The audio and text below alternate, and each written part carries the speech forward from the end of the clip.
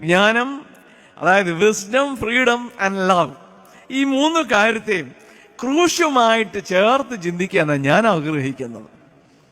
കാരണം ഏറ്റവും കൂടുതൽ വെളിച്ചമുള്ള വസ്തു എന്താണെന്ന് എന്നോട് ആരെങ്കിലും ചോദിച്ചാൽ സൂര്യനും നക്ഷത്രങ്ങളൊന്നുമല്ല എനിക്ക് വെളിച്ചം.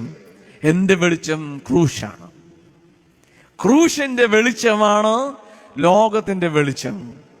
ക്രൂശിന്റെ വെളിച്ചമാണ് ക്രൈസ്തവന്റെ വെളിച്ചം. ക്രൂശിന്റെ വെളിച്ചമാണ് ജ്ഞാനത്തിന്റെ വെളിച്ചം. ക്രൂശിന്റെ വെളിച്ചമാണ് സ്വാതന്ത്ര്യത്തിന്റെ വെളിച്ചം. ക്രൂശിന്റെ വെളിച്ചമാണ് സ്നേഹത്തിന്റെ വെളിച്ചം. അതുകൊണ്ട് ജ്ഞാനം, ക്രൂശിന്റെ വചനം, അതാണ് ജ്ഞാനം, അല്ലേ? അത് നശിച്ചു പോകുന്നവർക്ക് അർത്ഥമില്ലാത്തതാണ്, നമുക്കോ ജീവനും ശക്തിയുമാണ്. ആ ശക്തി എന്നുള്ളിടത്ത് ഗ്രീക്കില് ഡുനാമിസ് എന്ന വാക്കാണ് ഉപയോഗിച്ചിരിക്കുന്നതെന്ന് VD ക്ലാസ്സിൽ പറഞ്ഞതിനെ ഓർത്തു പോവുകയാണ്. അതിൽ നിന്ന് ഡൈനാമിറ്റ് എന്ന വാക്കുണ്ടായിരിക്കും. എന്ന് പറഞ്ഞാൽ എന്താ? ഡൈനാമിറ്റ് എന്ന് പറഞ്ഞാൽ നമുക്കറിയാം, അല്ലേ? വലിയ കോൺക്രീറ്റ് ബിൽഡിങ്ങിനെയൊക്കെ പൊട്ടിച്ചെറിയാനായിട്ട് സാധിക്കുന്നതാണ്. അപ്പൊ ക്രൂശിന്റെ വചനത്തിന് ശക്തിയുണ്ട്. അതുകൊണ്ട് the word of God, the culmination or the absolute revelation of the word of God, that is through the cross of Christ, ക്രിസ്തുവിന്റെ കുരിശിലൂടെയാണ് ദൈവവചനത്തിന്റെ പൂർണ്ണതയെ നമുക്ക് തിരിച്ചറിയാൻ സാധിക്കുന്നത്. ക്രൂശിന്റെ പ്രത്യേകത അതുകൊണ്ടാണ് ക്രൂശാണ് വെളിച്ചം എന്ന് പറയാൻ ഞാൻ ആഗ്രഹിച്ചത്. സ്വാതന്ത്ര്യം, അതാണല്ലോ രണ്ടാമത്തേത്. ഈ ഇമേജ് ആൻഡ് ലൈക്ക്നെസ്സിലെ രണ്ടാമത്തെ കമ്പോണന്റ് ഫ്രീഡം ഓഫ് ഗോഡ് അല്ലേ? ഫ്രീഡം. എന്താ സ്വാതന്ത്ര്യം? ക്രൂശ് നൽകിയതാ സ്വാതന്ത്ര്യം. എന്നെ ആരാധിക്കുവാനായിട്ട് എൻ്റെ ജനത്തെ വിട്ടയക്കുക, അവിടെയും ആരാധനയ്ക്കാണ് സ്വാതന്ത്ര്യം നൽകിയിരിക്കുന്നത്. അല്ലെങ്കിൽ സ്വാതന്ത്ര്യം എന്തിനാണ്? Freedom is related to worship or liturgy. അത് ക്രൂശിലാണ്. ക്രൂശിലെ ആഘോഷമാണ് യഥാർത്ഥ സ്വാതന്ത്ര്യം. ക്രൂശിൽ എന്തോ ഒരു വലിയ സ്വാതന്ത്ര്യമാണ് നടന്നത്. എന്തിന്? അവന്റെ നഗ്നത മറയ്ക്കാൻ പോലും ഒരു കീറ്റുശീല പോലും ഇല്ലായിരുന്നല്ലോ. അവൻ ജനിച്ചു വീണപ്പോൾ മറിയ തന്റെ വസ്ത്രത്തിൽ നിന്ന് ചില കീറ്റുശീല തന്റെ സ്വന്തം വസ്ത്രത്തിൽ നിന്ന് കീറിക്കൊടുത്തു.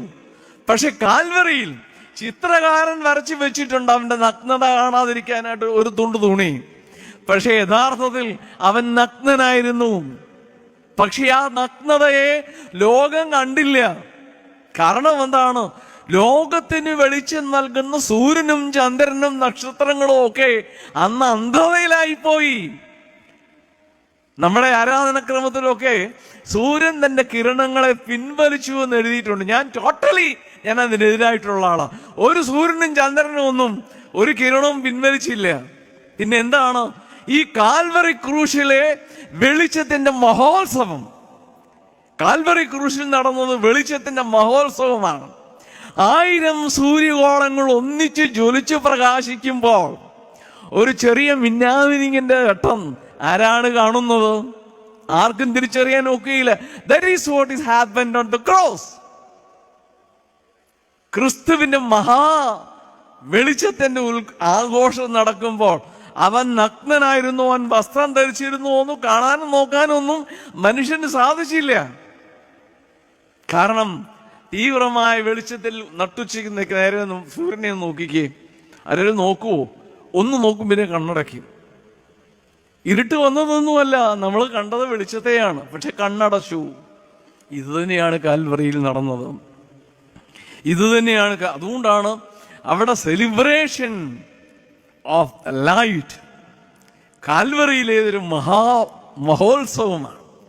നമ്മുടെ സുറിയാനി ആരാധനകളിലൊക്കെ തന്നെ എല്ലാ മാറാനായ ശുശ്രൂഷകൾക്ക് ഒടുവിൽ സ്ലീബ ആഘോഷം എന്നൊരു ഭാഗമുണ്ട്. മാലാഖമാർ സ്തുതിക്കുന്നവനെ ഞങ്ങളും സ്തുതിക്കുന്നു എന്ന് പറഞ്ഞ കുരിശെടുത്ത് ഞാൻ ആഘോഷിക്കുന്നത്. ക്രൂശിന്റെ ആഘോഷത്തെ കാണിക്കുക. എല്ലാം മാറാനായി കർത്താവിന്റെ പെരുന്നാളുകൾക്കെല്ലാം അത് തീരുമ്പോൾ ഈ ക്രൂശ് ആഘോഷിച്ചുകൊണ്ടാണ്. എന്താന്ന് ചോദിച്ചാൽ കാൽവറിയിലെ ജനനത്തിന്റെ culmination, that was on the cross, celebration on the cross. അതാണ് വെളിച്ചത്തിന്റെ മഹോത്സവം, അവിടെയാണ് ആരാധന. അതുകൊണ്ട് നമുക്ക് നൽകിയിരിക്കുന്ന ദൈവത്തിന്റെ ഇമേജ് നമുക്ക് യാഥാർത്ഥ്യമാക്കുവാനായിട്ട് ക്രൂശിന്റെ വചനവും ക്രൂശിലെ ആഘോഷവും, അടുത്തത് ലവ് ഓഫ് ഗോഡ്, സ്നേഹം. കാൽവറിയിൽ കാണുന്ന സ്നേഹം മറ്റെങ്ങും കാണാൻ സാധിക്കുമോ? നമ്മുടെ പാട്ടുകളൊക്കെ ധാരാളം പാടുന്നവരാണ്. 2 കാര്യങ്ങൾ കൂടി ഞാൻ പറയാൻ ആഗ്രഹിക്കുന്നു. കാൽവറിയിലെ സ്നേഹത്തെ, കാൽവറിയിൽ കിടന്നുകൊണ്ട് അവൻ പറഞ്ഞു, പിതാവേ, ഇവർ ചെയ്യുന്നത് എന്തെന്നറിയായകയാൽ ഇവരോട് ക്ഷമിക്കണം. നമ്മളൊക്കെ ധരിച്ചു വെച്ചിരിക്കുന്നത് എന്താ? അവനെ പിടിച്ചുകൊണ്ടുവന്ന പടയാളികളും കൊല്ലുവാൻ കുന്തം കൊണ്ട് കുത്തിയ പടയാളികളും ഈ കാൽവറിയുടെ താഴ്വരയിൽ കാണുന്ന 10 or 100 പടയാളികളോട് ക്ഷമിക്കണമേ എന്നുള്ള ഒരു ധാരണയില്ല. No, that was a great intercession. ലോകം കേട്ടതിലേക്കും വലിയ മധ്യസ്ഥത അണച്ചത് അവിടെയാണ്. പിതാവേ, ഇവർ ചെയ്യുന്നത് എന്തെന്നറിയാകിയാൽ ഇവരോട് ക്ഷമിക്കണം. That was for the whole creation, for the entire world, for the entire humanity. സകല മനുഷ്യനോട് ക്ഷമിക്കാനാണ് അവൻ പറഞ്ഞത്. അതിന്റെ അർത്ഥം എന്താണ്? അതിന്റെ അർത്ഥം എന്താണ്? അതിരുകളില്ലാത്ത സ്നേഹത്തിന്റെ പ്രകടനം അത് കാൽവറിയിലേ ഉള്ളൂ, കുരിശിലേ ഉള്ളൂ. അതുകൊണ്ട് ആ മധ്യസ്ഥത, ആ ക്ഷമായാചന താഴെ നിൽക്കുന്ന പടയാളികൾക്ക് വേണ്ടി തന്നെയല്ല, ഫോർ ദ എൻറ്റയർ ക്രിയേഷൻ.